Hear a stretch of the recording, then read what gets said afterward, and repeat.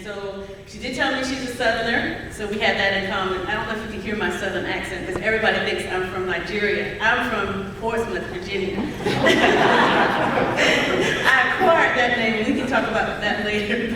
But my main name is Moses, but I have a Southern accent because I'm really a Southern girl, and we talked about she went to school in the University of Georgia. I guess that's the Bulldogs, if I have that right. I like football, SEC football, if you don't know. She also told me that she went to the American University, where she got involved in this issue of policy. She's been a diplomat, and a political diplomat, and she's done a number of things. She's worked with Hillary. I want to call her Hillster. I don't have that privilege yet. I'm going to get there one day. I have 2 wishes to play golf with Hillary and Condoleezza. I don't know how this is ever going to work, but I'll make it work. But our speakers today are going to give you great insight into a subject matter. I think that we now have to think globally. We now need to act locally in a way, get ourselves prepared to go into the global markets that we now are competing for. And as I said to our students today, we have to think outside of our box. Not only do we have to think outside, sometimes we have to kick the box over. So today I'm hoping this is a foundational lecture to kick things open, keep our minds open, and learn some very interesting things. Our speaker, Dr. Kate. Ms. Kate.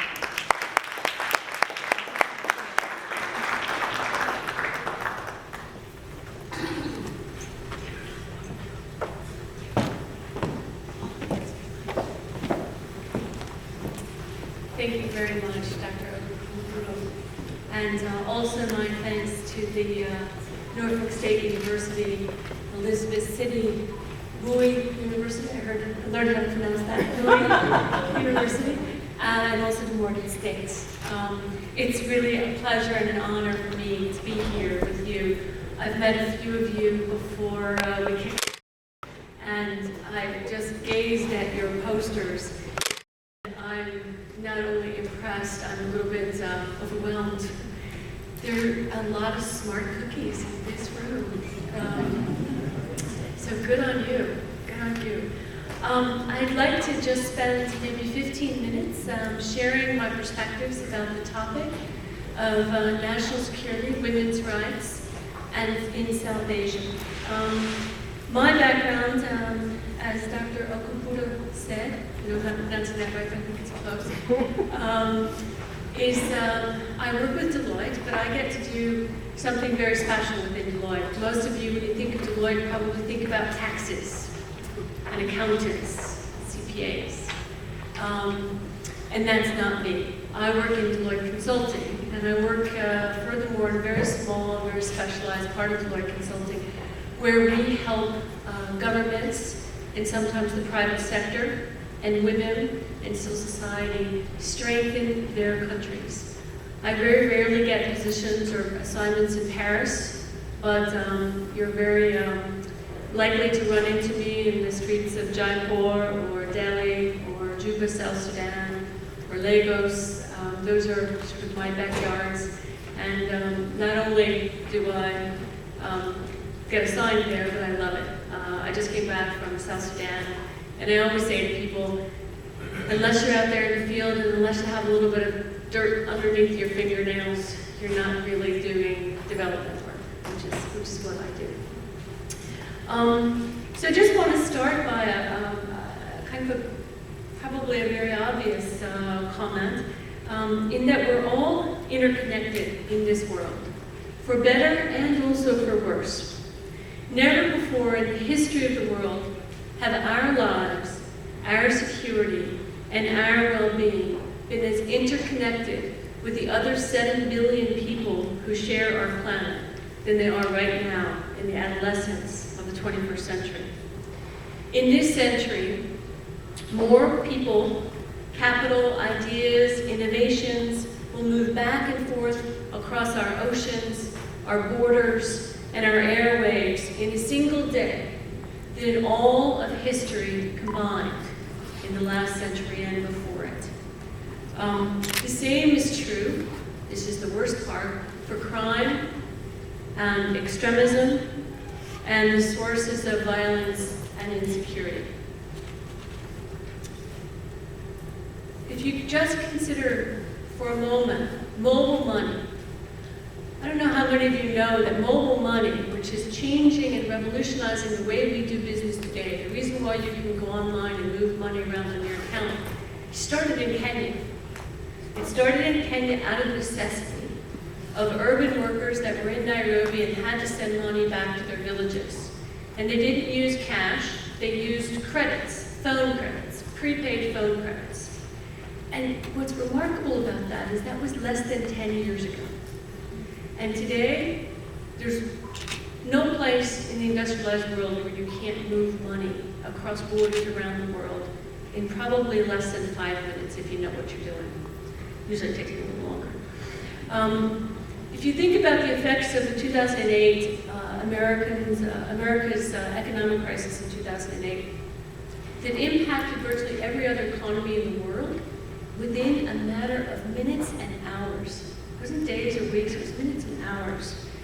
How India decides to close its energy gap. 400 million people in India don't have access to energy or electricity. How they choose to close that gap is going to affect our weather here in Virginia, rainfall in the Himalayas, and the pastoralist Mizrahi tribes that move back and forth North Sudan and South Sudan. Violent extremism in Somalia was acted out in an upscale mall in Nairobi just last month. Ethnic strife in Chechnya exploded on the streets of Boston. And somewhere in the world right now, there are millions of women being oppressed and beaten or sold. What happens to women anywhere impacts everyone, everywhere. This is because there's a direct correlation between the rights of women and girls and economic prosperity and security of households, communities, and nations that they're part of and that the rest of the world interacts with. What happens in the villages of India and Islamabad and Indiana impact all of us. No household, no community, and no nation can realize the full potential without the participation of women. This means political participation, access to education, economic participation, economic decision-making, power over economic resources, power over their physical and reproductive rights. Women's rights are not simply a question of human rights and equity. It's also a question of smart economics. Hillary Clinton likes to use smart power, and really, at its core, it's about women. The global gender gap, which is an index measuring 135 countries in the world, and it's published by the World Economic Forum every year. And it measures the equity gap in each of those countries along 4 dimensions: economic opportunity, educational attainment, health and survival and the means to survival, and political empowerment. And the global gender gap confirms 3 simple truths: that where men and women have more equal access to those 4 variables, their countries are more competitive in world markets, they have higher GDPs per capita, and their score on the United Nations Human Development Index of 185 countries is higher. The larger the gender gap between men and women, the less competitive, the lower their GDP, and the lower their human development score. This is true in spite of the fact that the global development or global gender gap analysis explicitly eliminates the relative level of advancement or wealth of the countries that are measured. The analysis only focuses on measuring the size of the gap between men and women for each country and each variable. While the correlation does not prove causality, these findings are consistent with mounting evidence that empowering women leads to a much more efficient use of any nation's natural human capital endowment, and that reducing gender inequities enhances productivity and economic growth. Women's empowerment also enhances national, regional, and global security.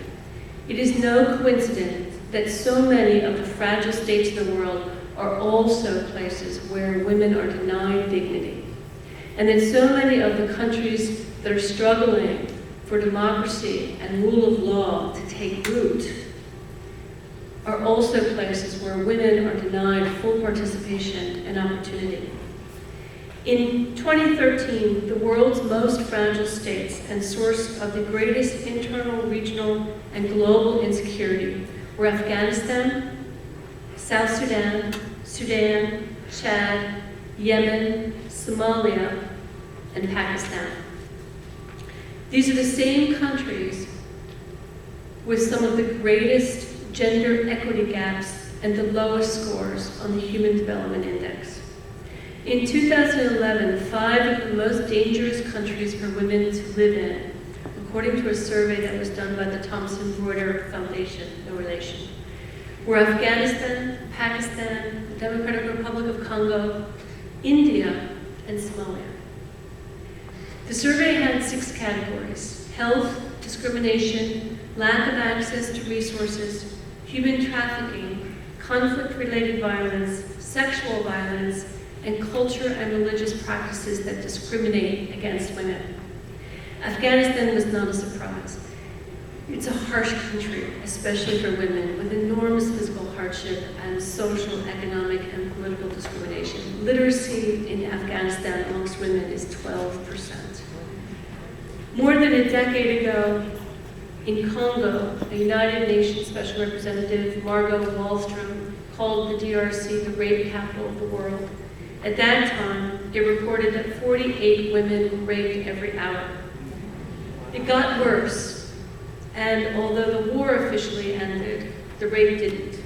In fact, if you talk to Congolese women now, they don't expect to get raped just once in their lifetime. They expect to get raped multiple times.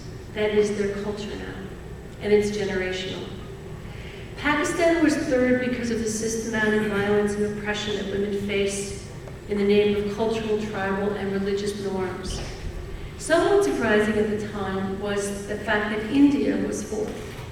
In the 2 years since the survey was done, we know more about violence against women in India. But then, in the year 2011, the women of India were already pointing to high levels of human trafficking, systematic violence, and some of the highest infanticide in the world because of the cultural preference for boys.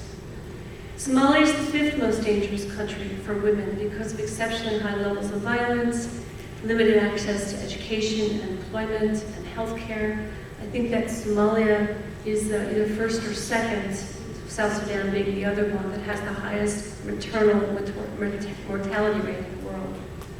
So what happens to women in these countries and women in other countries who are struggling for basic rights and due process, the right to land and property and inheritance, and the right to self-determination.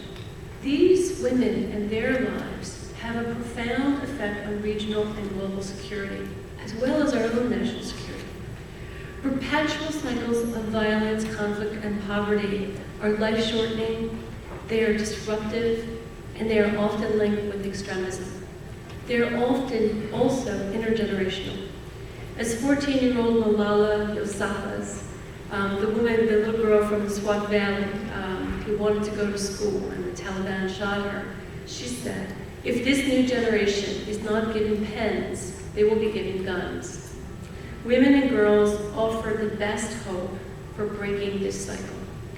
We know that when we invest in women, they're more likely to reinvest in food security, in family health, in educating their children,